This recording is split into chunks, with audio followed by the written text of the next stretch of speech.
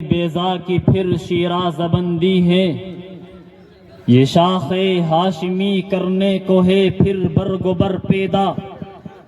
اگر عثمانیوں پہ گوہ غم ٹوٹا تو کیا غم ہے کہ خون 100,000 انجم سے ہوتی ہے سحر پیدا۔ نوا پیرا ہو اے بلبل کہ ہو تیرے ترنم سے، کبوتر کے تنے نازک میں شاہی کا جگر پیدا۔ ہزاروں سال نرگس اپنی بے نوری پہ روتی ہے، ہزاروں سال نرگس اپنی بے نوری پہ روتی ہے، بڑی مشکل سے ہوتا ہے چمن میں دیدور پیدا۔ جلال آتش برگو صحاب پیدا کر، اجل بھی کانپ اٹھے جس سے وہ شباب پیدا کر۔ تو کسی انقلاب کی آمد کا انتظار نہ کر، جو ہو سکے خود ہی انقلاب پیدا کر۔ اسٹیج پر تشریف فرما علماء کرام، بزرگان دین اور تشریف فرما سامعین حضرات، پیارے بچوں، اللہ تبارک و تعالی کا احسان و کرم ہے کہ اللہ تبارک و تعالی نے مجھے اور آپ سبھی کو ایمان کی دولت سے نوازا ہے۔ ہم دنیا میں کس کی مرضی سے آئے ہیں، ذرا میری طرف متوجہ ہو جائے۔ خدا را چند منٹ کے لیے آپ حضرات کے سامنے آیا ہوں، اللہ اور اللہ کے رسول کی باتیں بتانے کے لیے بیٹھا ہوا ہوں۔ اللہ مجھے صحیح کہنے کی اور اس پر خود بھی عمل کرنے کی، اور آپ سبھی کو سن کر اس پر عمل کرنے کی توفیق نصیب فرمائیں۔ آپ ادھر متوجہ ہو جائیں، ہم دنیا میں کس کی مرضی سے آئے ہیں؟ ہم دنیا میں اللہ کی مرضی سے آئے ہیں۔ کس کی مرضی سے آئے ہیں؟ اللہ کی مرضی سے آئے ہیں۔ اور ہم دنیا سے جائیں گے تو کس کی مرضی سے جائیں گے؟ اللہ کی مرضی سے جائیں گے۔ ہم دنیا میں آئے اللہ کی مرضی سے ہیں اور دنیا سے جائیں گے بھی اللہ کی مرضی سے ہیں، تو جو بیچ کی زندگی ہے جو ہم گزار رہے ہیں وہ بھی اللہ کی مرضی کے مطابق ہونی چاہیے۔ بات سمجھ میں آ گئی؟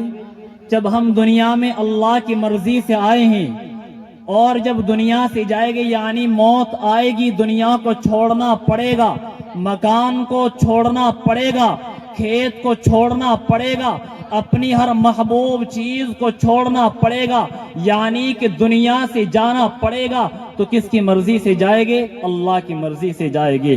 اور جو بیچ کی زندگی ہے جو میں اور آپ کو گزار رہے ہیں، یہ سانسیں چل رہی ہے، آنکھیں دیکھ رہی ہے، زبان بول رہی ہے، اور اگر یہ سب بھی اللہ کی مرضی کے مطابق ہو جائے پھر نور علی نور ہو جائے۔ کوشش ہونی چاہیے کہ میرا ہر عمل، میری زندگی کا ہر فعل اللہ اور اس کے رسول کی تعلیم کے مطابق ہو۔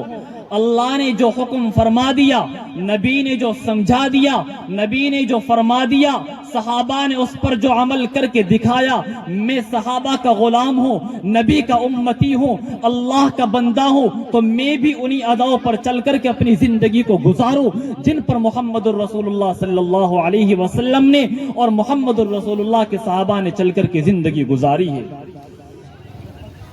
اور بات اور مختصر سی کرتا چلو، دنیا میں جتنی بھی آپ کسی سے محبت کرتے ہیں، اگر باپ اپنی اولاد سے محبت کرتا ہے، اس کے پیچھے کچھ نہ کچھ غرض چھپی ہوئی ہوتی ہے۔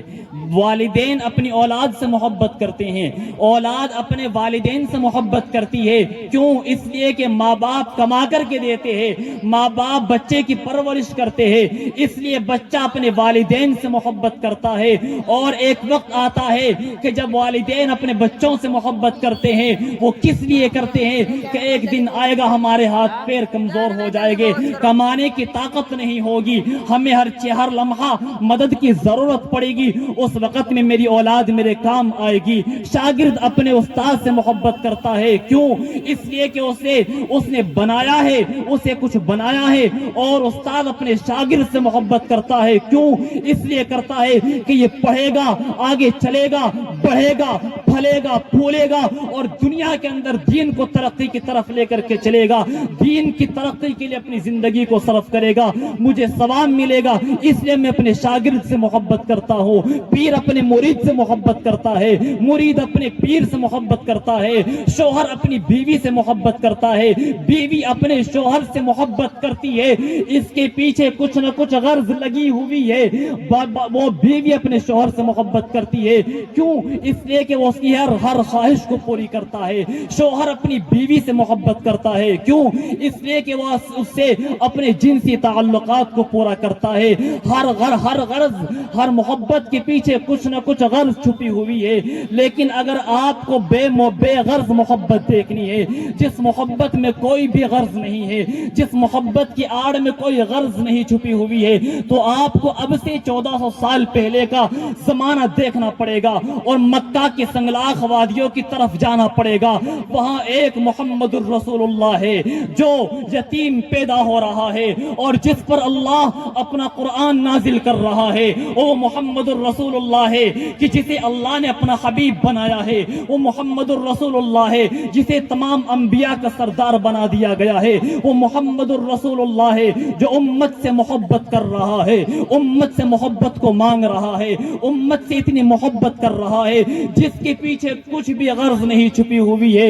امت سے اتنی محبت کرتا ہے کہ ہر لمحہ، ہر گھڑی، ہر دن، ہر رات، ہر صبح، ہر شام اپنی امت سے محبت کرتا ہے۔ اما عائشہ صدیقہ رضی اللہ تعالیٰ عنہ بیان کرتی ہے کہ ایک مرتبہ پیارے نبی صلی اللہ علیہ وسلم گھر کے اندر تشریف لائے، میں نے اللہ کے نبی کے راستے کو روک لیا، کہا کہ پیارے نبی جانے نہیں دوں گی۔ اللہ کے نبی نے فرمایا عائشہ کیا بات ہے؟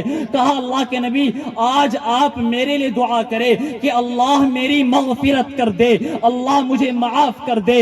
اللہ کے نبی صلی اللہ علیہ وسلم نے حضرت عائشہ کو دعا دی، اللہم اغفر لی عائشہ، اللہ میری عائشہ کی مغفرت فرما دے۔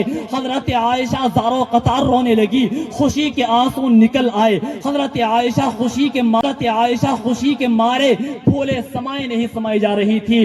حضرت عائشہ سے اللہ کے نبی نے پوچھا عائشہ اتنی خوش کیوں ہو رہی ہے؟ حضرت عائشہ کہنے لگی اللہ کے نبی خوش ہونے کی بات ہے، آپ نے مجھے دعا دی ہے۔ حضرت عائشہ کو دعا دے رہے ہیں محمد الرسول اللہ صلی اللہ علیہ وسلم، حضرت عائشہ خوش ہو رہی ہے تو اللہ کے نبی نے آگے سے فرمایا عائشہ جو آج میں نے تجھے دعا دی ہے یہ میں ہر اپنے امتی کے لیے ہر نماز کے بعد دعا مانگتا ہوں۔ تو بتائیے میرے پیارے نوجوان ساتھیوں، بزرگوں، ہم نے اللہ کے نبی سے کتنی محبت کی ہے، جو اپنی بیویوں سے زیادہ، اپنی بیویوں سے زیادہ، اپنے بچوں سے زیادہ، اپنی اولاد سے زیادہ اپنی امت سے محبت کر رہا ہے۔ حضرت محمد الرسول اللہ صلی اللہ علیہ وسلم کے صاحبزادے کا انتقال کا وقت قریب آیا، آپ کو اطلاع دی گئی آپ کا بیٹا موت اور زندگی کے جھولے میں ہے۔ اللہ کے نبی دوڑے ہوئے تشریف لا رہے ہیں، کاندھے پر جو چادر تھی وہ گھسٹ رہی ہے اور دوڑے چلے جا رہے ہیں۔ جا کر کے دیکھا کہ بیٹے کی آنکھیں اٹک رہی ہے، بیٹا موت اور زندگی کے جھولے میں جھول رہا ہے۔ ایک بیٹے کی محبت ایک باپ کی دل میں کیا ہوتی ہے کہ جب اس کے دوسری کوئی اولاد بھی نہ ہو اور اس کے ایک ہی بیٹا ہو، اس کے جو دو بیٹے تھے وہ بھی اللہ نے لے لیے، ایک اور بیٹا اللہ نے دیا وہ بھی موت اور زندگی کے جھولے میں جھول رہا ہے۔ وہ محمد الرسول اللہ کی ذات ہے۔ اللہ کے نبی چلے جا رہے ہیں، اللہ کے نبی نے اپنے بیٹے کے ہاتھ کو پکڑا، اللہ کے نبی کو آپ کا بیٹا دیکھ رہا ہے، اس کی آنکھوں میں آنسو آ گئے، اللہ کے نبی کی آنکھوں میں آنسو آ گئے، آپ سے دیکھا نہ گیا، آپ ایک طرف جا کر کے بیٹھ گئے اور گھٹنوں میں سر دے کر کے رونے لگے۔ اللہ کے نبی صلی اللہ علیہ وسلم کے پاس حضرت عائشہ تشریف لائی، اللہ کے نبی آپ تو تمام انبیاء کے سردار ہے، آپ کو تو اللہ تبارک و تعالیٰ نے مستجاب الدعوات بنایا ہے، آپ جو اللہ سے مانگتے ہیں اللہ وہ آپ کو دیتا ہے۔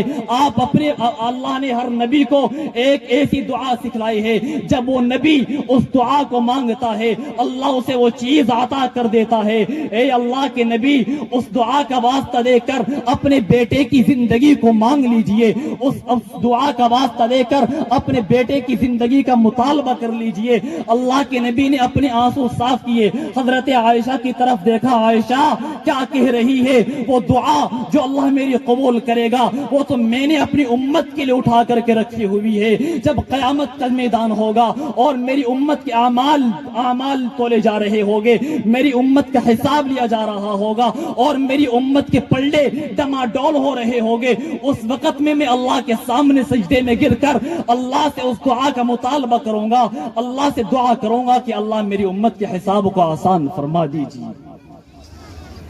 بتاؤ میرے بھائیوں، دنیا میں ایسی محبت کرنے والی کوئی چیز مل سکتی ہے، کوئی ذات مل سکتی ہے جتنی محبت ہم سے محمد الرسول اللہ صلی اللہ علیہ وسلم نے کی ہے؟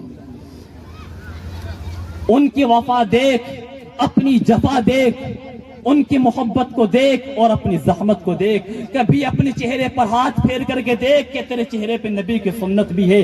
اپنے بدن کو دیکھ، اپنے لباس کو دیکھ، اپنی زندگی کے طریقے کو دیکھ، جو نبی آج سے 1400 سال پہلے ہمارے لیے اتنا رویا، اتنی محبتیں چھوڑ کر کے گیا۔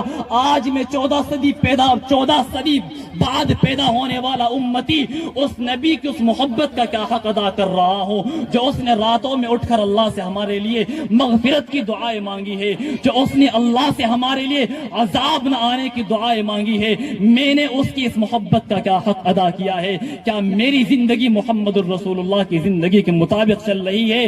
کیا میری زندگی محمد الرسول اللہ کے طریقے پر چل رہی ہے؟ تب کہ اللہ تبارک و تعالی نے قرآن کریم میں ارشاد فرما دیا، لقد كان لكم في رسول الله اسوة حسنہ، کہ محمد الرسول اللہ صلی اللہ علیہ وسلم کی زندگی تمہارے لیے بہترین نمونہ ہے۔ محمد الرسول اللہ کی زندگی کو دیکھ کر تم اپنی زندگی کو گزارو۔ میرا نبی تاجر تھا تو تجارت کس طرح کیا کرتا تھا؟ میرا نبی گھر میں آتا تو گھر میں آنے کے طریقہ کیا ہوا کرتا تھا؟ میرا نبی بچوں میں ہوتا، میرے نبی کا طریقہ کیا ہوتا؟ جب میرا نبی صحابہ کے درمیان میں بیٹھتا تو صحابہ کے درمیان میں بیٹھنے کی کیفیت کیا ہوا کرتی تھی؟ میرا نبی چلتا تو چلتے کیسے تھا؟ مجھے اپنے نبی کے ایک ایک ادا کو ڈھونڈ کر اس پر عمل کرنا ہے، ان کو اپنی زندگی میں لانا ہے، ان کو اپنی زندگی کا نصب العین بنانا ہے، ان کو اپنی زندگی میں لانا ہے۔ ایسی محنت ہونی چاہیے، ایسی تڑپ ہونی چاہیے۔ کیوں؟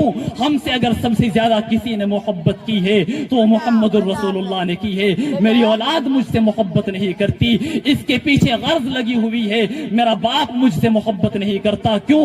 وہ اس لیے محبت کرتا ہے کہ جب میرے ہاتھ پیر کمزور ہو جائے گے میری اولاد مجھے کما کر کے کھلائے گی، اس کے پیچھے غرض لگی ہوئی ہے۔ لیکن محمد الرسول اللہ نے جو محبت کی ہے اس کے پیچھے کون سی غرض لگی ہوئی ہے؟ اس کے پیچھے کون سی تمنا لگی ہوئی ہے؟ اس کے پیچھے کیا غرض چھپی ہوئی ہے؟ کوئی غرض نہیں ہے، کوئی تمنا نہیں ہے۔